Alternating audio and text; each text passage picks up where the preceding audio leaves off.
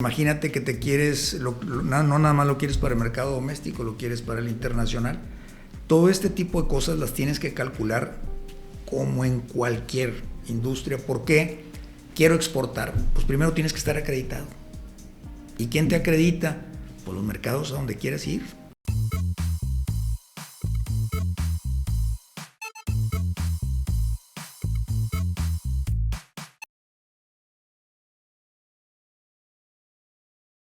Hola compañeros de la carne, bienvenidos a su plataforma de Meatspad versión en español.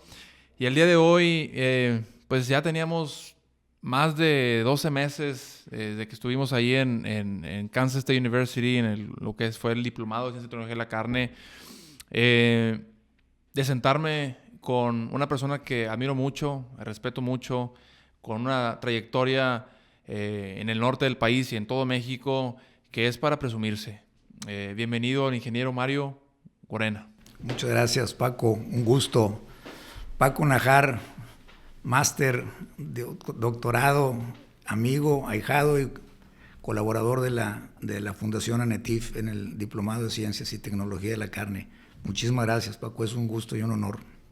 La verdad que nos conocimos, yo creo que todavía estaba yo en la maestría allá en Manhattan, Kansas, y desde ahí, ¿no? El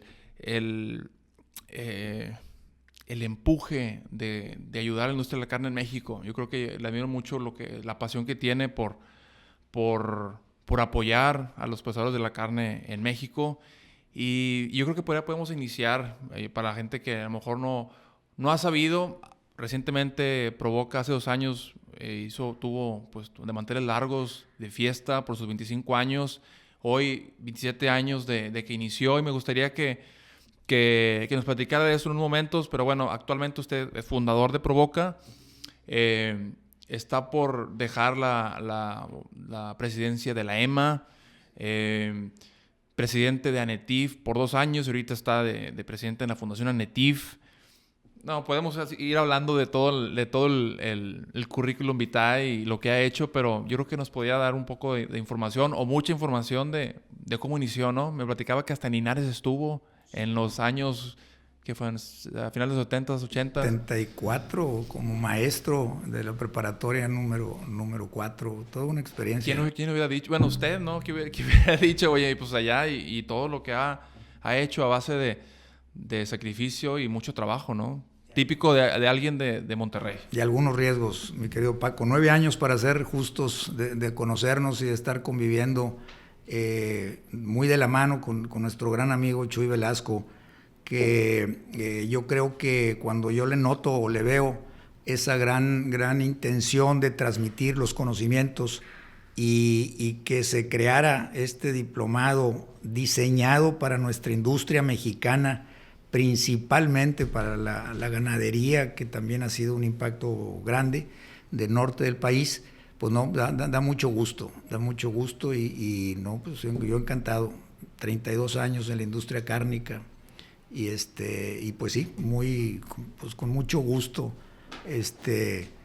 comento que pues hace 27 años efectivamente nace Provoca con un proyecto de un inicio, un desarrollo de proveedor de parte de Sigma Alimentos, pero con una visión interna a tratar de revolucionar y darle beneficios a la industria mexicana.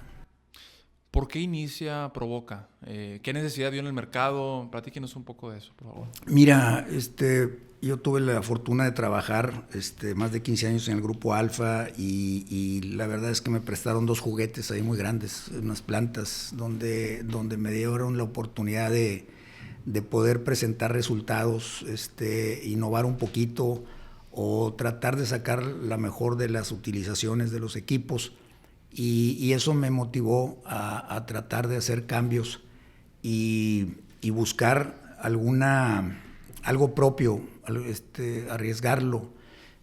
Cuando nace o cuando se funda Provoca, pues yo sabía que tenía que poner en riesgo los ahorros y lo poco de patrimonio que ya habíamos hecho. Llegar a tu casa a decirles a la familia que ya no tenía trabajo, porque, bueno, ¿y ahora qué vas a hacer? Pues voy a fundar mi empresa. Y nace con algo de visión, y de haber conocido las bondades de una certificación. Y cuando te digo, Paco, de una certificación, pues es la certificación TIF, que muy brevemente te platico que lo conozco, esa certificación, y me doy cuenta que tenía dos grandes ventajas. Tener la certificación TIF daba la oportunidad de poder entregar carne fresca a las cadenas de autoservicio que están integrando ANTAD. Pero además, Paco, la posibilidad de exportar en aquellos momentos a 57 países del mundo. Entonces dices, oye, esa certificación pues tiene unas ventajas bastante grandes. Y entonces, aprovechando la cercanía que todavía mantengo con muchos de los funcionarios o exfuncionarios de Alfa en aquellos tiempos, pues ahí nace alguna inquietud de poder iniciar el proyecto de procesar carne para la industria de embutidos principalmente, pero que en un formato de innovación, Paco, de innovación, porque creo que ahí sí se hizo un parteaguas en la industria al cambiar las materias primas de congeladas a frescas. Eso fue una ayuda impresionante para el poder producir mucho más toneladas de producto terminado con los mismos equipos, teniendo ahorros muy importantes del 4 o 5% de producto que se perdía a la hora de descongelarse. Antes se descongelaban, Paco, las materias primas, llámese pierna de cerdo o muslo de pavo, se descongelaban en 48 horas, se ponían en racks y poco a poco que se fuera descongelando, entonces el líquido, pues ese se iba, que era del orden del 4 a 5%, pues se iba al drenaje. Sí. Y en toneladas es mucho. Y en toneladas es mucho, y si lo transformas a jamón, pues olvídate, fue una cosa que todo mundo nos sorprendimos porque, pues como algunas personas me decían, oye, ¿de dónde sacaste los pantalones para poder jugártela a la hora de poder traer desde Estados Unidos, puesto que México es deficitario en las 3 proteínas principales que consume México? Pues teníamos que traerlo principalmente de Estados Unidos. Entonces, pues el problema estaba en Laredo, el problema estaba en la frontera, el problema estaba en la temperatura, y la clave pues era no romper la cadena de frío. Y entonces ahí empieza el decir, oye, ¿qué se requiere hacer? Pues lo más importante, tener a alguien confiable en la frontera que nos pudiera ayudar. Para eso ya conocía yo a un personaje muy importante en la industria cárnica nuestra, Mario Palos, agente aduanal y especialista en logística. Yo la palabra logística no la veía en hace 27 años como una variable muy importante. Entonces, lo que hicimos fue comprometernos, tanto Mario Palos como un servidor, a que en la logística en Laredo, a la hora de estar abriendo las cajas de los trailers refrigerados para transbordar el producto en la frontera a un camión mexicano, pues fuera algo que no se tardaran mucho ninguna de las unidades con las puertas abiertas y que fuera muy rápido. Y fresco, ¿no? El producto. Pues el producto fresco. Y entonces imagínatelo, Paco, en julio, aquí en nuestra zona, hoy 40 grados, y si hace tantito aire, pues con mayor razón, ¿verdad? Entonces la logística jugó un papel importante. Mario Palos y su negocio, que hoy yo me atrevo a decir que pues es el más grande agente aduanal que maneja las materias primas alimenticias, fue importante. Y luego lo que pasa es que empiezan a recibir la materia prima ahora fresca a la temperatura debida. Teníamos que jugar con que debería estar el producto entre 0 y más 2 grados. Entonces, pues era vital la frontera. Entonces, que llegara a Monterrey, que la procesáramos, que le quitáramos todas las impurezas, los excesos de grasa, de moretones, de tendones. Y entonces llegaba una materia prima a Monterrey que se procesaba en un día y salía. Primero pues empezamos con plantas aquí en Monterrey Y entonces las máquinas empiezan a correr a velocidades diferentes porque pues era ya llegar y a procesarse. Imagínate que llega un tráiler y tienes que esperar 48 horas y que es un bloque de 60 libras, 23 kilos, que se te descongelan las orillas. Y aparte el agua que pierde. Todo el agua. Y entonces hubo una serie de áreas de oportunidad que también creo que fuimos las dos partes muy hábiles en las negociaciones. Hoy aquí hay un 5%, por dar un número cerrado, de producto que se va al drenaje. Pues que cómo nos lo repartimos, pues 3 para ti, 2 para mí, y así de fácil, y entonces fueron viéndose unas bondades impresionantes porque con los mismos equipos, con el mismo personal, se llegó a procesar 2.8 veces más, y entonces pues todas las semanas, Paco, todas las semanas, el programa era dado por decir, oye, ¿cuánto me puedes surtir la próxima semana? Si hoy me surtiste 10, ¿cuánto me puedes? Oye, pues fíjate que 12, no puedes 14. Y entonces traíamos ese tipo de presiones. ¿Por qué? Porque fuimos innovadores en el tema de decir el cambio de la materia prima de congelada fresca. Y luego viene una segunda etapa. Eso pasan 2 años, 3 años, y entonces se va dando a conocer el producto. Quisiera interrumpirlo porque yo lo que quisiera preguntarle, y para todos los jóvenes emprendedores en México, en Centroamérica o en los países que nos escuchan, me interesa preguntarle cómo fue la negociación, porque ya lo hemos hablado usted y yo en otras ocasiones, pero la negociación, bueno, está hablando de materia prima, pero ¿cómo fue ese empuje de ir hasta Iowa, Minnesota, ir a hacer esos convenios comerciales? No sé si usted dominaba el inglés, ahorita lo domina, pero en ese entonces... Eso me interesa que me platique un poco más cómo fue esa barrera. Bien difícil, pero bien especial, Paco. Imagínate llegar a las plantas americanas y decirles, oye, fíjate que ahora quiero un muslo, que le quites la piel, que le dejes el hueso y que me la mandes. Y que cierres tu línea, porque ahora pues tú vas a ahorrarte dinero porque ese proceso que tú haces mecánicamente, pues ya no lo vas a tener que hacer. Y entonces decía, oye, pues cuando quieres que le quite la piel, pues sí quiero que le quite la piel, que le quite la piel. ¿Por qué? Porque a la hora que comprábamos el producto, pues la piel no nos servía, no nos era útil. Y entonces fue muy difícil y ahí jugó un papel importantísimo mi gran amigo y socio Mauricio Elizondo, que es un cuchillo de palo.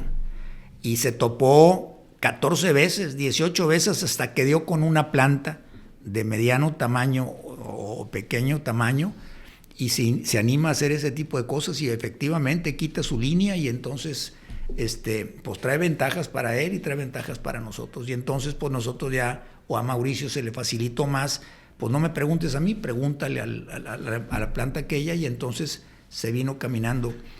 Pero también como la industria mexicana ya empieza a ver todas esas bondades, pues ahí tuvimos, si ahorita son 27 años de la fundación, que la fundé yo solo en aquellos tiempos. En ese momento no estaba ni mi hijo Mario, ni tampoco Mauricio.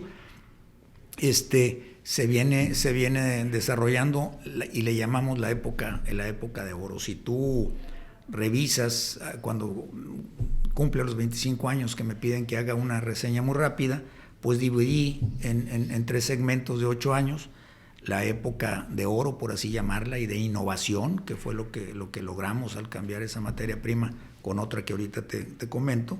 Luego viene una estabilización y luego la consolidación, ¿verdad? Porque en la primera llegamos a tener 5 plantas haciendo el mismo producto para la industria de embutidos.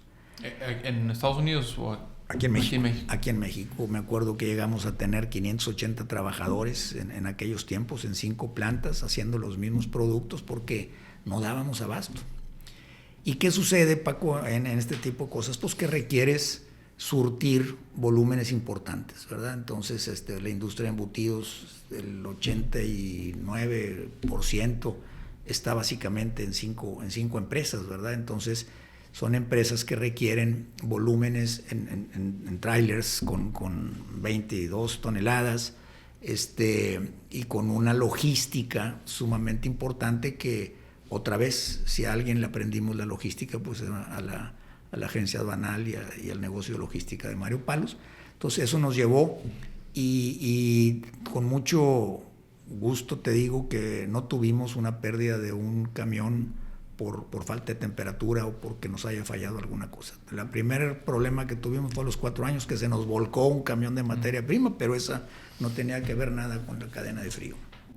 Buscando el suministro, ya me platico un poco de cómo inició esa parte, que yo creo que es, conociendo a los americanos, pues, oye, te compro, pero quiero que cambies todo. O sea, es un cambio fuerte para ellos en su manera, porque pues no nada más es cambiar la operación, es también tienes que de una u otra manera demostrarle a Luzda, a los inspectores, porque esa es otra cosa, ¿no? Para poder exportar a México, la planta tiene que ser certificada a Estados Unidos, o en la USDA, para exportar, ¿no? Y la otra importante que me quisiera preguntarle es el mercado. O sea, bueno, te estás innovando en la parte del suministro, de dónde viene toda esa materia prima, pero también tienes que tener un mercado ya identificado de hacia dónde va eso. ¿Cómo fue pues cómo identificó el mercado para esa materia prima? Yo creo que me gustaría entender un poco cómo era la industria grande en el norte del país, qué materia prima necesitaba y cómo fue resolviendo eso, ¿no? Bueno, pues mira, Paco, bien fácil. Cuando nosotros llegamos a la industria, a esta industria, los jamones se hacían con pierna de puerco. Y entonces los norteamericanos no querían deshuesar. Y ahora, ¿por qué no querían deshuesar? Porque le tenían que quitar la piel, porque le tenían que quitar la grasa y finalmente el hueso. Entonces, ¿qué hacían con la piel, con el cuero? ¿Qué hacían con la grasa? Pues era un problema para ellos. Y entonces venía a México y nosotros iniciamos este tipo de procesos, pero teníamos que vender. Aquí la grasa de cerdo y el cuero de cerdo no tiene el mercado que tiene en la megalópolis. No quiero hablar de la Ciudad de México, la megalópolis completa. Entonces, pues tenías que desarrollar la parte comercial en aquel lado. Y luego decías, oye, bueno, pues ¿qué otra materia prima se puede hacer? Si ya teníamos la habilidad y el conocimiento y además estar en el mercado del norte del país, principalmente en la zona metropolitana de Monterrey, más el mercado del cuero y la grasa, y las manitas o las patas de cerdo, ¿verdad? Entonces también, pues esa no se consume aquí, se consume allá. Y entonces decías, bueno, pues ¿qué otra materia prima? Pues fíjate que es el pavo. ¿Y qué sucede con el pavo? Que es más barato, y que además es más amable para el cuerpo humano porque lo digiere en forma más rápida que la del cerdo. Y entonces ahí es donde empezamos con el drumstick. Otra vez Mauricio Elizondo, detrás de ese producto en Estados Unidos, que es un producto complicado, Paco, porque tiene 14 tendones largos. Entonces el deshuese era un proceso más intensivo en mano de obra y era temporal. Y entonces, pues, ¿cuál era el producto ideal? El muslo, que es una carne oscura dentro del pavo, como lo es en el pollo, pues la pierna y muslo de pollo. Por eso tienen esos diferenciales de precio, porque el mercado norteamericano te consume la carne blanca, las pechugas básicamente, y lo otro pues es un complemento. Entonces es donde desarrollamos el muslo de pavo en volúmenes importantes. ¿Por qué? Porque estábamos haciendo con un producto más pequeño que una pierna de puerco, pero que te quitaba la comercialización que tenías que tener allá, ¿verdad? Entonces creo que ahí fue otra parte innovadora. Y hay una tercera, Paco. La tercera parte es que, como ese proceso que se desarrollaba mecánicamente en Estados Unidos, que no te quitaba las imperfecciones que requería el mercado mexicano para poder diferenciar los jamones finos de los tradicionales, pues era la limpieza. Si tú ves jamones que todavía usan la materia prima de hace 30, 40 años y agarras un jamón, le ves diferentes colores porque son los moretones. ¿Y por qué se producen los moretones? Porque el pavo entra de este tamaño a la granja y ahí está toda su vida. Y a la hora que llegas y lo agarras y lo quieres meter en una jaula, pues el animal patalea por todos lados y se hace moretones. Y entonces, ¿que tienen algo malo? No. Pero le da un color y no es tan agradable como sí, lo visual, ¿no? Es lo visual. Sí. pero además iban partículas de hueso, iban partículas de tendones que tenías que quitarles y algunos otros excesos que pudiera tener.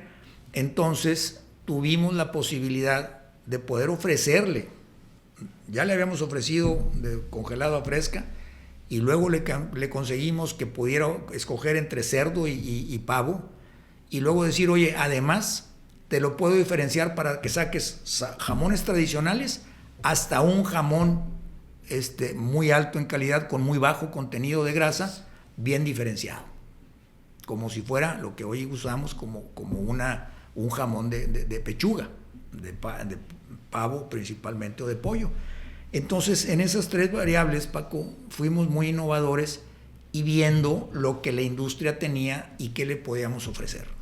Entonces, eso nos llevó a esa época de oro, que fue más programas, llegamos a decir, oye, y quiero comentar una situación bien importante, Paco, porque decíamos, una vez que se llena el cliente mayor y que hay más capacidad, pues teníamos que abrirnos a más clientes, y también estábamos sabedores de que dependíamos básicamente de una materia prima que era el pavo. Y yo decía, bueno, oye, pero México no produce pavo, ¿qué riesgo puede tener? Pues chico, se tiene que haber diferencias entre los gobiernos, cosas, y la verdad es que nunca visualicé que el tema sanitario o el tema de enfermedades pues nos pudo haber sacado del mercado. Y un día en el 2004 aparece la primera influenza aviar, y del martes al miércoles, Paco, no había materia prima. Nosotros con 5 plantas, 580 trabajadores en aquel momento, y en la torre, ahora sí, ¿qué vamos a hacer? Porque de ese tamaño.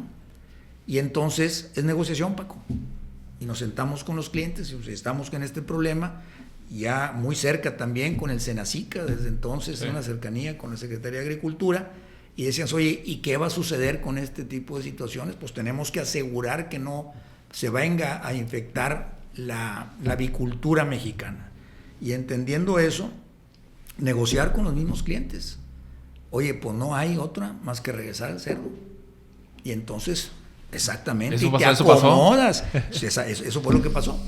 Y entonces, pues esa fue una vivencia en donde dices, oye, cuidado, sabiendo que teníamos riesgos de pocos clientes, pero lo más importante, dependíamos de una materia prima. Claro. Y ese fue un gran aprendizaje. Con otra que te tengo que platicar. Ya estaba Mario, Mario, mi hijo, había terminado sus estudios y entró a trabajar a una empresa 3 meses. Y como veníamos, crece, Mauricio me dice, oye, necesitamos un gerente de operaciones. Y pues yo lo primero quiero preguntarle a Mario. Ese fue un detallazo de Mauricio. Y entonces Mario decía, se suma. Y entonces ya éramos, y luego arreglo el tema testamentario y lo demás. Y entonces pues ahora somos tres dueños. Y le entramos juntos, sabiendo que traíamos pues esos aprendizajes, y por eso hablábamos de una estabilización. Y entonces nunca pensé que una enfermedad nos podía cambiar el rumbo completo, pero también, Paco, de los problemas sales más robustecido. Y ahí es decir, oye, no vuelvo a hacer este tipo de cosas, y nos empezamos a diversificar. Sí. Eso fue por ahí de los años, el 7º, 8º año de que se había fundado Provoca. ¿Y cómo fue esa transición de decir, bueno, vamos a modificar las plantas para que sea pierna de cerdo? ¿Cómo? Me imagino que fue todo un reto. Pues sí, porque tú dices, oye, ¿qué consume México? Pues principalmente res, cerdo y ave. Y entonces llega un momento en que tuvimos la posibilidad y el valor de ir a meterte a construir una planta diseñada para esas 3 proteínas. Y entonces cuando conseguíamos la primer planta o 3 de las 5 que teníamos habían sido rastros. Y los rastros son de puertas flacas y altas. Y lo que nosotros necesitábamos para los combos eran chaparras y gordas. Entonces esa planta se diseñó con 5 salas de proceso, Paco. Normalmente esto no lo platicamos, pero así fue. No, pero eso es bien importante porque de una u otra manera la gente que nos está escuchando es gente que está en la industria. Y hace poco platicaba con unos buenos amigos profesores de carne y quieren empezar con su planta de valor agregado. Parece que a veces pues es lo más... pues si te pones a ver el rastro o la plaza la sala de matanza que me regañó la doctora María de Salud, ya no le digas planta de sacrificio, dile sala de matanza. Más saludos a la doctora. Y a veces dice, bueno, la planta de matanza no es negocio. O sea, tienes que tener un buen cliente integrado, que es tu planta de corte de hueso y valor agregado, y que eso te vaya subsidiando lo que es la planta de matanza. Y antes de que hable, porque quisiera que me dijera, ahorita que dice usted, las 3 especies, es importante que desde el principio el permiso TIF, o el permiso, pues te dé la capacidad de diversificarte para que puedas procesar res, cerdo, borrego, cabrito, o sea, que puedas tener esa diversificación en dado caso que algo pase, ¿no? Es decir, oye, pues nada más para res, nada más para cerdo y pasa esto, pues, digo, se puede llegar a eso, pero te va a llevar tiempo añadir alguna otra especie. Sí, tienes que... El andamiaje que tienes que llevar con la Secretaría de Agricultura principalmente. Sí, Paco, el tema de quien te diga que tiene un rastro solamente y que gana dinero, para mí es un mentiroso, ¿verdad? Porque no es negocio ensuciar un rastro, no es nada barato, lo tienes que sanitizar, tienes que tener tu planta de tratamiento de agua, tienes que tener una serie de cosas necesarias para el bien hacer de las cosas como deben de ser. Entonces la integración es importantísima y entonces pues no fue una excepción para nosotros, y a través de estos 27 años que cumplimos este 23, pues hoy estamos integrados, bien integrados según nosotros, ¿verdad? Nosotros tenemos un proceso de engorda, dos rastros de sacrificio o de matanza, como dice María de la Salud, una empacadora de sala, corte y deshuesa y empaque, 2 frigoríficos, y entonces pues hoy se cuentan con 6 establecimientos tipo inspección federal, todos autorizados para exportar a Estados Unidos. Entonces pues eso nos permite estar con esa integración, ¿no? Y de lo que inicia como una planta de valor agregado, eso te va dando ¿qué podría decir? La versatilidad y la robustez económica para ir invirtiendo otra vez de atrás para adelante, ¿no? O sea, de irte para atrás integrando. Y algo muy, muy importante que ahorita le platicaba, que es, usted pudo, los pilares que me dicen, el suministro, logística, después valor agregado y tener el mercado. Usted inició Provoca, pues vendiendo materia prima, pues imagino que a las plantas de embutidos aquí, ¿no? Principalmente. ¿Cómo fue? Quisiera hablar un poco del mercado de su propia marca, porque bueno, una cosa es vender materia prima fresca para que otras empresas hagan sus embutidos, y otra es cómo inició. Me imagino que a lo mejor paralelo inicia, sabes que vamos a empezar a hacer la marca propia, ¿no? Y no sé cuántas tienen distinto al mercado, pero me gustaría que a lo mejor finalizar este episodio hablando de la importancia de eso, ¿no? Sí, Paco. Si no entras a marcas propias, pues te vas a quedar como maquilador.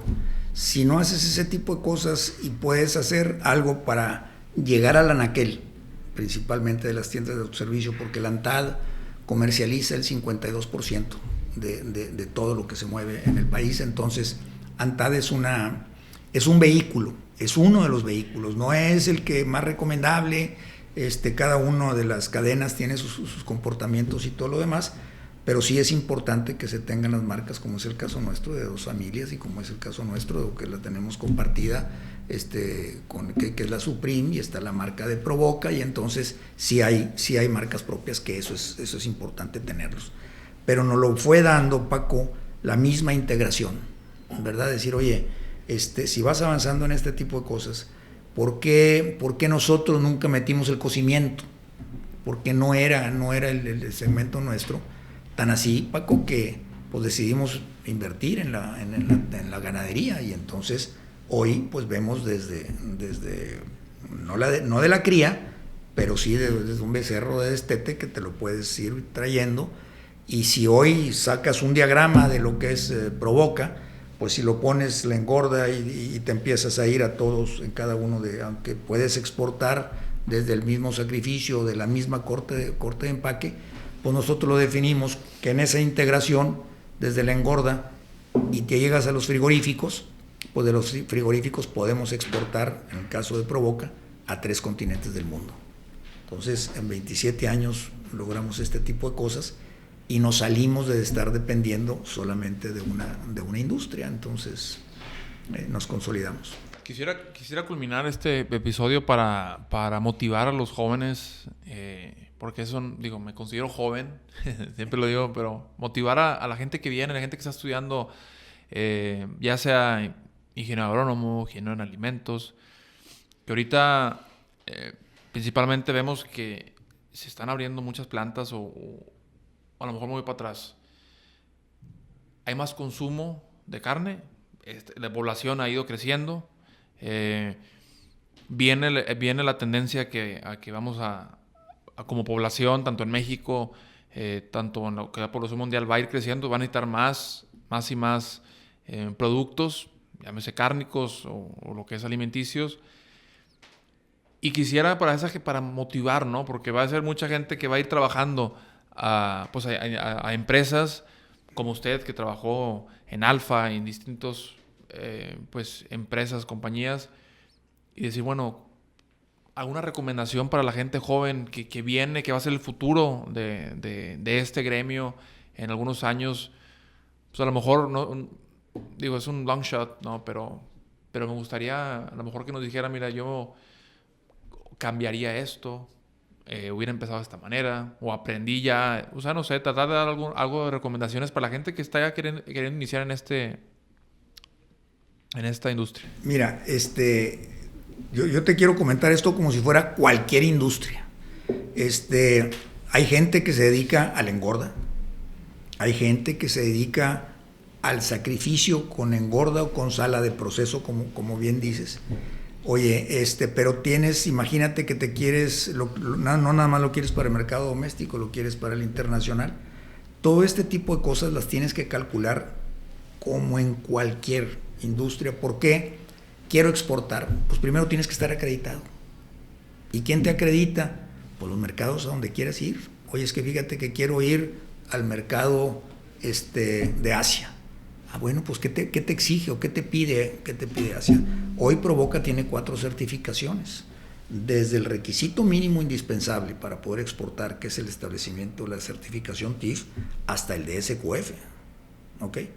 Entonces, ¿por qué? Porque el DSQF te abre las puertas de todo el mundo. Oye, cuesta una lana mantenerlo también. Entonces, ese tipo de cosas son de las que sí tienes que tener en mente y tienes que ver cada uno de los riesgos en los segmentos, Paco. Ese es en lo que yo quiero decirlo. Por ejemplo, nosotros, cuando vimos que la influenza nos pudo haber matado, Paco, nos pudo haber matado, y si no manejamos el sindicato como debe de ser y corres ese tipo de riesgos, y la otra que no puedes perder de vista es el pasivo laboral, que esa es otra de las ventajas. El capital de trabajo, ¿no? ¿Que se considera como no? No, el capital de trabajo es el que necesitas para estar rodando.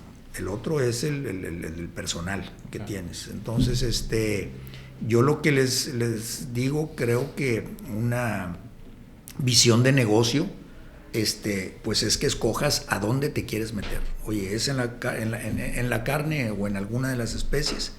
Ah, bueno, pues entonces, ¿qué mercados tienes y qué posibilidades y cosas de esa naturaleza? Por ejemplo, Paco, a mí ya me tocó ver en todos estos 30 y tantos años de conocer la industria cárnica, que la misma genética te va marcando, tienes que hacer cambios en tu genética para poder surtir los mercados que hoy te demandan más.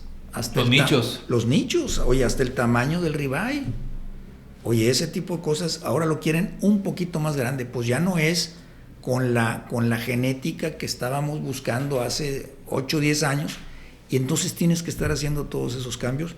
Entonces a la hora que te metes en un negocio tienes que contemplar eso, y además que vas a arriesgar, Paco. Recordemos que de 10 empresas que se forman, una llega a cumplir 5 años, Paco. Entonces ese tipo de cosas son consideraciones que debes de tener, y creo que debes de tener un buen asesor para que... Sí, asesor comercial, operativo, de inocuidad. Yo creo que ese es, digo, uno, exacto, uno solo no puede, ¿no? Tiene que ir formando el equipo y teniendo a los líderes, ¿no? Que van formando eso. Lo que me decía ahorita el SQF, todo eso son inversiones grandes. No, o sea, yo creo que ir creciendo de manera gradual y te lo va a pedir, ¿no? O sea, el negocio te lo va a pedir. Pues le agradezco el tiempo. Yo creo que nos podemos haber ido por 3, 4 tangentes en temas distintos que lo vamos a ir tocando, pero qué bueno que cerramos esto de inicio, presente y lo que viene para la Provoca y para la industria de la carne en México. Le agradezco mucho el tiempo de estar aquí con nosotros el día de hoy. Gracias por todo. Hombre, Paco, un gusto y un honor. Finalmente, fíjate, me la debes.